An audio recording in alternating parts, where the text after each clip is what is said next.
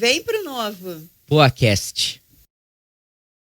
Artista periférico de Porto Alegre, educador social e criador cultural. Fundador do movimento O Novo nas Ruas, formado em oficinas de DJ, MC e captação de recursos pelo Museu do Hip Hop do Rio Grande do Sul. Passou pelas áreas de telecomunicações e segurança patrimonial, antes de se dedicar integralmente ao ativismo cultural e comunitário. Filiado ao Novo, atuando como militante independente e defensor dos valores da liberdade individual, descentralização e responsabilidade.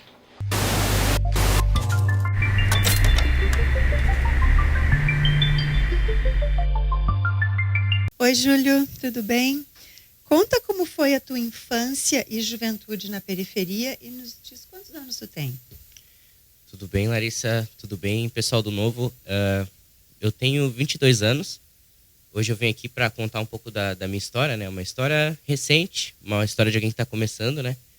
Então, primeiramente na periferia. Bom, a história de quem cresce na periferia geralmente é sempre igual. A gente vai para uma escola, uma grande maioria vai para a escola pública, começa no ensino público.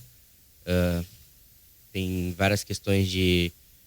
A gente vai crescendo no ensino público com uma certa doutrinação pelos professores, isso é fato, né? Os professores, principalmente de história, eles gostam de fazer alguma doutrinação política. Então, desde cedo, nas escolas públicas a gente cresce com um pensamento, tentando alinhar a gente a um pensamento. Isso aí é uma coisa que eu percebi. E por isso que eu acho que talvez muita gente... hoje não se encaixa naquele lugar porque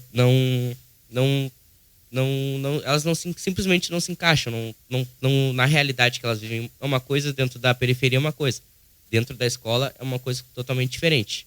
Claro, a escola foi um lugar muito bom, né? Eu cresci, aprendi bastante coisa na escola, mas assim também como grande maioria das pessoas que vêm da periferia, eu tive que largar, não por escolha, mas por um pouco de, acho que talvez, desleixo, falta de atenção, por eu, como criança. Talvez um incentivo. Paterno, o meu pai também não concluiu, mas eu descobri que também só o estudo, esse, como eu posso dizer... Formal não significa muita coisa. Porque meu pai, ele conseguiu vencer na vida, ele é empresário, ele trabalha no ramo de portões automáticos, de tecnologia de segurança condominial, trabalha com facial, essas coisas de tecnologia. Sim. E tudo isso ele aprendeu, fazendo cursinhos. Na prática. Na prática também bastante, né? A prática é o que mais conta. Então... Nisso que eu abandonei a escola, abandonei um pouco para ficar jogando videogame, para sair. Sim, ser uma criança, né? Sim. Muitas vezes. Só que meu pai, ele pegou e viu, tu não tá mais estudando? Vamos então fazer o quê? Vamos pro trabalho, porque uma adolescente virando adulto dentro de casa tem que também trazer sustento para dentro de casa. Isso aí. Então, desde novo, eu já comecei a trabalhar, já comecei a frequentar os meus lugares com meu pai, já comecei a aprender com ele certas práticas, certas técnicas de trabalho. Então, eu tive que concluir meus estudos pelo Enseja, né, pela uma prova. Então, hoje em dia... Que bom que concluiu, né? O importante é concluir. Então, se for para apresentar um diploma, digamos, né, na verdade, eu já trabalhei com meu pai, mas também já trabalhei em outras coisas. Eu quis sair, assim, um pouco Mas, no fim das contas, eu sempre volto para trabalhar com ele. Eu consegui, né, ter o meu diploma para poder trabalhar no meu primeiro emprego. Eu apresentei, eu tenho ensino médio. Claro. Aí eu trabalhei um pouco a minha vivência sempre foi de pernear na rua, né? Tá sempre caminhando na rua, conhecendo lugares. Com o trabalho com meu pai, a gente trabalha de carro. E conhecendo a rua, a gente vê as necessidades que a rua apresenta pra gente, né? A gente conhece vários tipos de realidades diferentes. A realidade da rua na periferia é uma coisa. A realidade da rua num bairro mais nobre, digamos assim, no Chácara das Pedras, que eu sempre morei do lado do Chácara das Pedras, ali na Vila Jardim, é uma realidade completamente diferente. E isso sempre entrou na minha cabeça, assim, de ficar olhando, analisando a rua, vendo as diferenças de como os lugares são. E isso também me influenciou muito nas minhas opiniões políticas. Igual o meu pai também. Sempre que eu trabalhava com ele, a gente estava sempre conversando sobre política. Até hoje, nosso dia, a gente passa o dia inteiro, quando nós estamos trabalhando, conversando sobre política. Tudo é política hoje em dia, né? E sempre tem que ser assim. Eu só vou retroceder um pouquinho ali quando tu disseste que a escola da periferia, os professores são doutrinadores. Eu vou te dizer a realidade. Nas escolas de classe alta, os professores também são doutrinadores. A gente está aí com uma gama de professores que está doutrinando as crianças de uma maneira que a gente nem imagina, né? Mas, enfim. Agora, me conta como é que nasceu o projeto Novo nas Ruas. Bom, o projeto do Novo nas Ruas nasceu de uma necessidade. Uma necessidade. Eu, como artista, eu simplesmente vejo que a rua precisa ter mais espaço para arte, porque, querendo ou não, os artistas eles movimentam uma economia também. Os artistas sempre... Toda a nossa economia é baseada na cultura, querendo ou não. Digamos assim, o novo tem que ter um branding, tem que ter uma marca, tem que ter uma cor, tem que ter um jingle, tudo é um trabalho, tudo é um trabalho artístico. Então, eu acredito que o Novo nas Ruas ele nasceu como uma necessidade do movimento hip hop para ter uma representatividade de pessoas que não concordam também com a wave que o hip hop se estabeleceu aqui no Brasil. O hip hop se estabeleceu com muitos movimentos de esquerda fortalecendo o hip hop e o hip hop fortalecendo não o hip hop como a cultura, mas as pessoas que fazem. Isso, como eu te expliquei, aquela marca, o brand, o visual. Esses grupos de esquerda, eles sempre se usaram do hip hop para isso, mas não significa que o hip hop seja isso. Então eu vi dessa necessidade. Eu conhecendo o hip hop, estudando, não sou especialista em hip hop. Toda gente aprende alguma coisa na rua, como eu te falei. Mas estudando, eu entendo que hip hop é uma cultura da rua, né? Então, e eu entendo a transformação política que ele tem. Daí eu percebi que, bom, porque se eu gosto de hip hop e eu não concordo com o marxismo, com o socialismo, com essas ideologias de esquerda que eles tentam imputar dentro do hip hop, eu entendo que tem espaço para as minhas ideologias que são mais aliadas com os ideais libertários. Liberais, mas mais libertário. Eu acredito que principalmente na arte, né? Eu me identifico como libertário, mas claro que politicamente a gente tem que se posicionar conforme a realidade. Eu acredito que pelo meio liberal a gente talvez um dia alcance um estado mais libertário, mas é um trabalho de tijolinho por tijolinho, né? Formiguinha, né? E me diz uma coisa, como é que a cultura do hip hop dos Estados Unidos influenciou a periferia brasileira? Influenciou de forma muito positiva. O hip hop não é só sobre a arte, sobre o visual, sobre a estética. As músicas, muitas letras, elas ensinam empoderamento para as pessoas. No dia a dia, tu vai ver a pessoa tá indo trabalhar, ela pega o ônibus, ela bota no fone dela, ela escuta uma música motivacional, uma música... E essas músicas que as pessoas escutam, muitas vezes influenciam na vida dela, no cotidiano dela. E isso dá realmente mais um gás para a pessoa encarar a dificuldade que é da vida. E então, também dessa questão da música dá poder, né? Também deu poder para as pessoas erradas. Dentro do, digamos... Sim, pode influenciar para o bem e pode influenciar para o mal, né? Mas eu acredito que muito mais para o bem. Mas, claro, tem exceções, né? Tem músicas, o hip hop ele tem alguns caminhos. Ele tem o caminho da denúncia, do empoderamento, e tem o caminho da crítica, né? Que é sempre fazer uma crítica construtiva. A denúncia é mais forte, mais incisiva, mais agressiva. O empoderamento geralmente é uma música que ensina as pessoas sobre ser forte, sobre como lidar com o dia a dia. E a crítica é mais sobre críticas políticas, né? A gente tem muitas músicas de rap que são uma grande crítica política. E como o contato com essas referências moldou a tua visão política? Porque nossa cultura sempre foi muito americanizada, né? Então, querendo entender por que os Estados Unidos é, de certa forma, um país desenvolvido. E a cultura hip-hop dos Estados Unidos é maravilhosa. Deu poder para muita gente, deu espaço para muita gente. Por que aqui no Brasil não foi da mesma forma? Isso que eu vejo. Porque daí eu percebi que, na verdade, claro, deu poder, empoderou algumas pessoas, fez uma diferença boa dentro da comunidade. Mas às vezes eu vejo que essas certas ideologias, tipo, para mim, o que resume a ideologia do marxismo, que muita gente quer resumir o hip-hop, é a violência, que é simplesmente usar... O Estado é um aparato violento. O Estado, ele usa imposto, tu tirar um imposto forçado de uma pessoa. Isso é um aparato violento. E as pessoas querem levar isso ao extremo. Elas querem que o Estado, como um deus, vá lá e persiga os ricos e bote imposto em cima de todo mundo que quer comprar uma coisa um pouquinho maior, um pouquinho melhor. Só que isso, no fim das contas, influencia principalmente as pessoas mais pobres. Porque as pessoas mais pobres, digamos assim, uma coisa que custa um preço para uma pessoa rica é esse valor. Mas não quer dizer que esse valor seja o mesmo.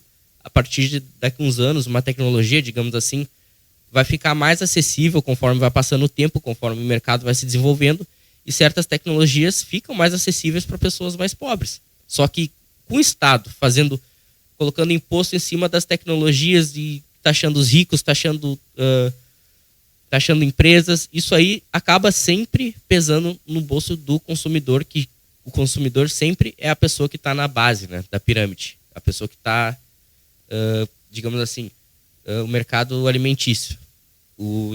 A pessoa que vai comprar a comida, ela vai pagar muito imposto em cima daquela comida no imposto de consumo.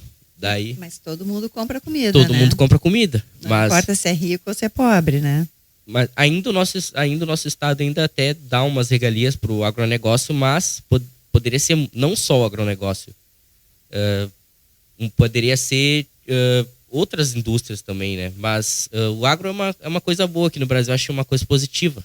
Mas a tecnologia, eu acho que a gente tinha que ter mais foco para tecnologia, a gente tinha que ter mais foco para até roupas, marcas e coisas assim, a gente produzir aqui. Olha o que restou para o Brasil, a gente não produz nada, a gente só exporta tudo da China, eles fazem tudo lá na China e é isso, não produz nada. A China dominou a produção de muitas coisas, né? E, enfim, essa é uma realidade que está presente, muito presente. Muitas indústrias faliram, né, ou transferiram suas produções para a China, mas essa é a realidade que a gente tem no momento, né? A gente tem que aprender a tirar o leite da pedra, digamos assim, né? Sim. Então, como é que tu acha que pode ser adaptado o sonho americano pode ser adaptado para o Brasil, e o que não funciona na nossa realidade? Sonho americano adaptado para o Brasil, eu acho que primeiro, como qualquer coisa, é pela arte, pela cultura, contando histórias, influenciando as pessoas pela arte, como eu tento fazer. Segundo, é pelo trabalho. A gente tem que entender que nada se constrói do nada. Nós temos que saber ser empresários da nossa própria... Se a gente não tem uma empresa ainda, nos resta a nossa mão de obra. A gente tem que saber usar a nossa mão de obra da melhor forma possível, saber vender a nossa mão de obra para alguém que queira contratar a gente como um funcionário. Saber ser o cara que vai estar sempre proativo no trabalho. Não é aquele cara que vai ser contratado CLT, vai ficar lá tirado, eu não vou fazer nada e se me mandarem embora, eu vou receber seguro-desemprego, vou ficar ali, ou vou botar a empresa na justiça. Eu acho que isso aí não é Se a pessoa quer crescer na vida, ela tem que entender uma coisa. Ela vai precisar de outras pessoas para isso. Ninguém cresce sozinho. Então, tu dentro do teu trabalho, tu vai ter que saber lidar com pessoas para que elas te ajudem a quando, num futuro próximo, se tu quiser sair daquele trabalho, tu abrir teu próprio negócio. E o segredo tá aí. Os Estados Unidos é um país extremamente desenvolvido porque lá as pessoas, elas são muito empreendedoras. Lá a cultura deles é de empreendedorismo total. Claro, também tem essas mesmas pessoas que não gostam muito de trabalhar, mas é minoria. A cultura deles, eles dão muito valor ao sonho americano. Lá tu não trabalhou, tu não ganha, tu não come, né? Isso, exatamente. Lá não tem nem leis trabalhistas. Lá é simplesmente se o cara não te pagou, ele vai ser processado por trabalho escravo, né? É basicamente isso. E aí só um ponto, né? O que não funciona. Eu acho que o que não funciona aqui no Brasil é, claro, não tentar trazer algumas coisas de forma forçada, de algumas legislações deles de forma forçada para cá, digamos. Eu sou favorável, sim, à legalização das armas, do porte, de posse, de o que seja. Eu sou libertário. Para mim, muitas coisas têm que ser legalizadas, mas eu acho que não seria ideal, assim, um modelo americano de simplesmente, compra a arma do tamanho que tu quiser. Eu acho que certas coisas não seria ideal a gente estar copiando dos Estados Unidos no momento. Mas eu acredito que a maioria das coisas realmente encaixa muito bem a cultura. A nossa cultura é muito parecida com a cultura americana. O nosso único problema, acho que é mais o Estado e também as pessoas que a gente dá poder. Sim, a gente tem que pegar as coisas boas e adaptar à nossa realidade, né? Isso seria o ideal, né? Sempre a gente está aí em busca do mundo ideal. E me diz uma coisa, qual é o poder da música, da moda e da estética para mudar a mentalidade das pessoas? Eu acho que é imposição, empoderamento, saber se posicionar, como a gente estava conversando. E querendo ou não, todo o rap, por ser muito político, ele passa sempre essa mensagem que foi muito foi muito influenciada pelo movimento punk também, eu não preciso ser o cara normal, eu posso ser o cara que faz a diferença, não preciso ser só mais um, eu posso ser o cara que vai fazer algo que vai mudar a perspectiva de visão de certas pessoas sobre alguma coisa. Então eu acho que esse é o maior poder. Então, e o mercado gira em torno disso, né? Sim, ser disruptivo, né? Exatamente. E tu já viu exemplos concretos onde a música mudou a trajetória de jovens da periferia? Sim, muitos exemplos completos, né? Digamos, aqui conforme o lugar tem mais densidade populacional, isso é mais visível. E também conforme a possibilidade do Estado não atrapalhar isso. Nos Estados Unidos, não sei se a pergunta é focada no Brasil, mas nos Estados Unidos a cultura hip-hop transformou completamente a luta por direitos políticos lá nos Estados Unidos, das pessoas pretas, das pessoas que eram descendentes de imigrantes. Mudou completamente porque elas souberam se posicionar por fazer cobranças sobre certas pressões que o Estado fazia sobre essas comunidades.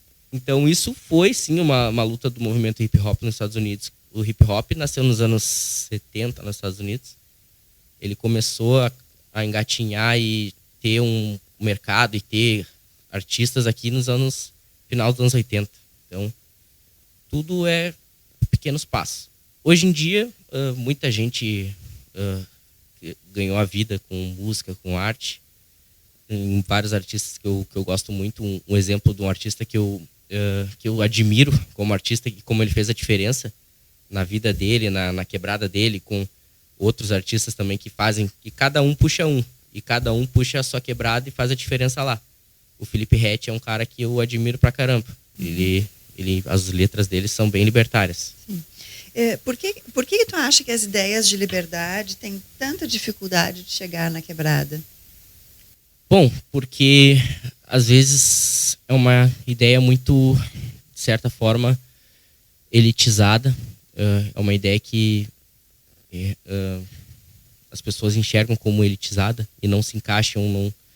Mas é tudo questão de, às vezes, palavras, né? O vocabulário que tu vai usar. diferente na quebrada, as pessoas falam de forma diferente. Uma coisa pode significar uma coisa na quebrada que outro lugar não é aquela coisa. Mas todo mundo quer dinheiro, todo mundo quer o capitalismo. O Mano Brown, esses tempos, estava falando, né? A quebrada não precisa de ajuda, a quebrada precisa de dinheiro, a gente quer comprar nossas coisas, a gente quer comprar nosso carro, quer comprar nossa TV, quer comprar quer fazer uma reforma na nossa casa, comprar telefone, quer comprar iPhone. Isso. Então, e as pessoas acham que não, a quebrada não precisa disso, a quebrada precisa de assistencialismo do Estado e ajuda, mas na verdade é que a realidade é que a quebrada precisa de empreendedores, né? Sim. Que estratégias que a esquerda usa bem na quebrada e que no campo liberal, e o campo liberal ainda não sabe usar lá? Estratégias, bom, a arte é uma delas. A esquerda, ela se implanta dentro da arte, ela agarra e é mais ou menos sobre os ungidos, né? E eles fazem essa manobra política dentro da arte para ganhar votos, ganhar poder político, ganhar apoio. Então, eu acho que essa é a estratégia principal que eles conseguem entrar dentro da quebrada com a política. Existe um jeito de proteger essas manifestações culturais próprias, né, para que elas continuem sendo autênticas e não estarem dentro de ideologias? Bom, sempre o mercado é assim. Se alguma coisa não tá dando certo, vai ter alguém para fazer diferente. Eu sou um exemplo. As minhas letras eu busco falar sobre ideais libertários e coisas que nem sempre as pessoas costumam escutar, mas também eu costumo falar sobre temas difíceis, né? Digamos, a guerra às drogas, que eu acho que foi um grande erro que vários estados no planeta cometeram e que isso demonstrou agora ao longo de... acho que a guerra às drogas começou nos anos 70, tem mais ou menos a mesma idade do hip hop, o contexto é muito parecido, e demonstrou que não deu certo aí esses 50 anos que passou de estados aqui. Olha como é que é o estado da Venezuela hoje em dia. É um narco-estado. Né? Como é que o crime organizado se instala como governo dentro das comunidades? Primeiro começa com a forma econômica. O Estado criminalizando, ele joga para onde as pessoas têm menos oportunidades e entram e cometem crimes de forma mais fácil, exatamente pela falta de oportunidade. Claro, cada pessoa é cada pessoa. Eu não quero justificar a pessoa cometer um crime porque, coitadinho, vítima da sociedade. Mas, realmente, de fato, o crime vai se estabelecer nesses lugares por falta de emprego, por não ter espaço. E o Estado jogando as drogas pro campo criminoso, o crime se apoderou das drogas como mercado, de forma que eles conseguiram financiar armamento, financiar poder, financiar um monopólio violento com toda essa economia das drogas. E com a própria repressão policial do Estado, eles foi um movimento automático. Se o Estado vai mandar força policial para a coisa que está trazendo dinheiro para aquela comunidade, que seria as drogas. E automaticamente as pessoas que estão nesse mercado, elas já se envolvem com crimes violentos. Isso vai ser interpretado como uma guerra. Então, o que dois estados fazem numa guerra? Eles se armam. Então, ele age como um Estado da mesma forma que o Estado-nação brasileira se estabeleceu exatamente por questão de defesa armamentícia, defesa de território, defesa econômica, regulação. Existe aqui no Rio Grande do Sul não tem muito isso, mas lá no Rio de Janeiro, digamos assim, as áreas são dominadas pelas facções criminosas. Eles cobram imposto das pessoas, cobram imposto em cima de gás, em cima de internet. Eles têm monopólios de internet, tu não pode instalar uma internet, tem que ser internet que seja com aval do crime organizado. Então tu vê que a forma como funciona, a forma como é estruturada é muito parecida com a Anatomia do Estado, né? Que é o livro do Murray Rothbard que eu gostei muito de ler e nisso eu consegui enxergar a estrutura por trás de como funciona um Estado. Faz um raio-x, né? Exatamente. E tu acha que é possível quebrar essa... Como é que tu acha que é possível quebrar essa lógica? Através da cultura, da educação, do empreendedorismo? Dos três juntos. A gente cria um novo movimento. Sempre aparecem movimentos mais livres do que o outro. Digamos assim, o punk rock, a própria esquerda no passado, ela sempre foi um movimento de questionamento que moldou muitas pessoas, e muitas pessoas naquela época era mais digamos assim, conforme a informação que a gente tinha, ser de esquerda era mais conveniente e mais prudente, digamos assim, em certos aspectos para a juventude. E hoje em dia isso está mudando, né? A juventude está indo mais para... eu não digo direita, eu não gosto de polarizar, mas as pessoas estão entendendo a rejeição ao modelo econômico de Estado, que seria os ideais liberais e libertários. Estão vendo que não tem dado resultado, isso, né? O que tu acha de figuras como o Uruan representando hoje a juventude da quebrada? Eu acho isso um pouco triste, um pouco... isso também é uma consequência do próprio Estado, né? Eu acredito que ele não me representa, porque o pai dele foi preso. Eu não sei se realmente o pai dele sempre nega que é o líder, né, da facção. E eu não acredito que ele tenha também tanto poder como as pessoas querem dizer que eles têm dentro de um presídio de segurança máxima. Mas a sociedade fica em cima dessas pessoas, né? E a sociedade gerou essas pessoas, de fato. Não que ele seja uma vítima da sociedade, mas ele faz música. Ele tem que agradar certas pessoas. A sociedade e a mídia, né? A mídia. Então, ele faz as músicas, ele agrada, de certa forma, certas pessoas, como o pai dele também tem muita mídia em cima do pai dele. O pai dele sempre soube usar a mídia a favor dele. O pai dele é escritor, tem alguns livros, né? Inclusive, eu estava lendo um pouco sobre o livro do Direito Penal do Inimigo, que o MBL está querendo usar esse tal do Direito Penal do Inimigo para tomar algumas medidas que vai ser basicamente mais repressão e nada a ver com ideais liberais e libertários. Então, são problemas que são muito difíceis de lidar, muito difíceis de falar, mas que tem que ser falado e tem que ser debatido. E para mim, ele não me representa, mas certas pessoas, com certeza, ele representa. Como a estética, os clipes e as narrativas influenciam nos sonhos e escolhas? Influencia bastante. As pessoas, elas se enxergam quando elas se enxergam um clipe, digamos assim.